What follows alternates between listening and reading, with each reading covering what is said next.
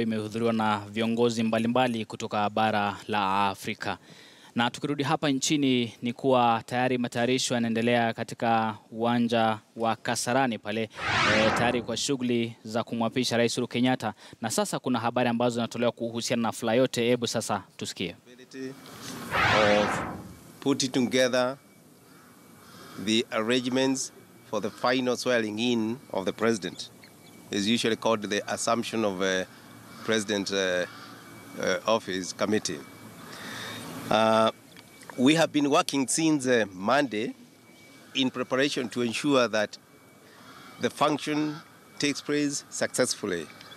And we felt it was good we also share with you and also through you, the members of public, so that all Kenyans can be assured and given confidence that everything is under control and that we are moving forward in readiness for the swearing in. As part of that, we have already gazetted the date of 28th, which is the date in accordance with the law, following the decision or the judgment by the court in which the president-elect and his deputy was put in perspective that now we can move forward. So 28th, Tuesday next week, is the very important day for this country, the day when our president will be sworn in for his second term. And as he says in his statements, his second and last term, because he doesn't intend to move away from our constitution. All Kenyans have been invited to attend this function, and we expect the turnout to be in large numbers. Of course, we will try to ensure that people in Nairobi who are closer, they all flock to this field so that we can all participate in witnessing this very important occasion when we are having our president being sworn in.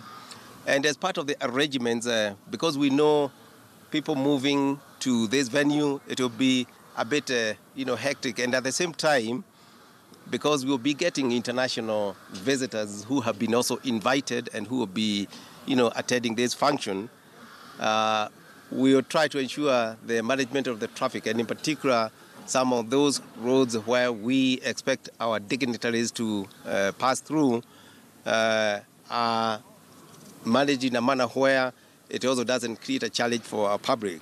So we'll be going on the news from tomorrow so that people can know which are those roads so that they can ensure they organize themselves to avoid the particular roads that might not be in line with that day and the kind of a challenge we may receive. I want also to take this opportunity to indicate and to thank my team and to let you know that everything has been done to ensure the security during and even after has been put in place. Our agencies that are responsible for ensuring that security of our people, both in terms of their lives and in terms of their property, are protected. They have done everything and made all the preparations. So Kenyans should not have any reason to fear not to come for this function, because this is a historic occasion. It's an occasion that if you do not indeed attend and you have been invited, then you'll be missing the opportunity in your life that you may not be in the future be able to explain why you had to do that. So I do not want to go beyond that, but just to once again underscore, all Kenyans are invited. We have made all the arrangements. There will be entertainment, of course, during the occasion to make it colorful.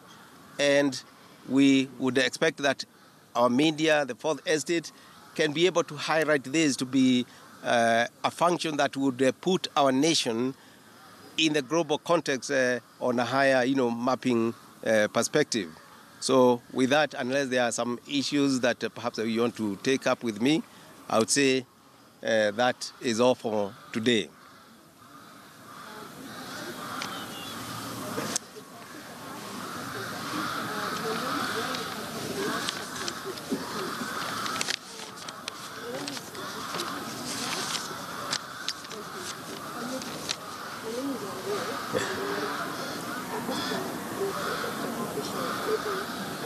saying that the security for that day what is your reaction to the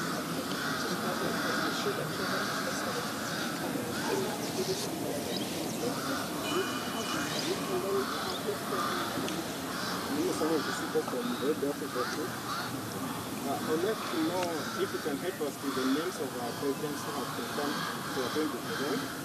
Also, up to yesterday, the committee was yet to agree on the budget for the user event. How much are you spending for this event? And what is the government's position on NASA holding a parallel event on Tuesday? Okay. Maybe let me respond to those first two questions. Yeah, on the first, maybe on the last question, if I may, we are expecting dignitaries for all parts of the world. And I don't think we would go beyond that because we also have to be sensitive. We are dealing with people whose security needs to be guaranteed. And for that reason, what is important is to know this is a function which we believe will have, is a function which we believe will attract many people from other parts of the world, the friends of the Kenyan people. On the other question which was raised, if you can remind me, I may have forgotten.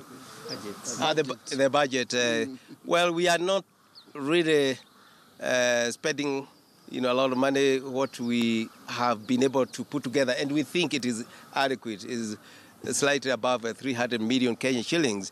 That is adequate when we look at what we need, and we don't need to again be seen like we are out to just spend public money. But for what we need, we believe we'll be able to cater for that. Our dear lady there, she also asked a question, if you don't mind.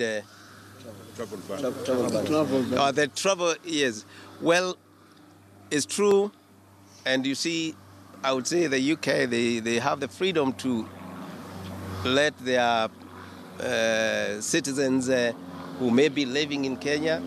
But what we want to assure you is the Kenya government and this committee in particular, the people who are in charge of providing security to us, they have done everything possible to ensure that day and even the day after, and before we even come to that, that indeed there will be security in this country, and going forward we will be able to enjoy peace. I think it was, in my view, ill-advised, because the fact that maybe others may say they want to have, another, it doesn't necessarily mean that that will translate into insecurity at all. We are not there to face each other to fight. We are just coming to swear in our president in accordance with the Constitution, and it is limited to a number of hours, after which the ceremony will be over. Thank you. But Kenyans have to be assured our security team is ready. They have done everything that is required to be done to ensure their security is guaranteed.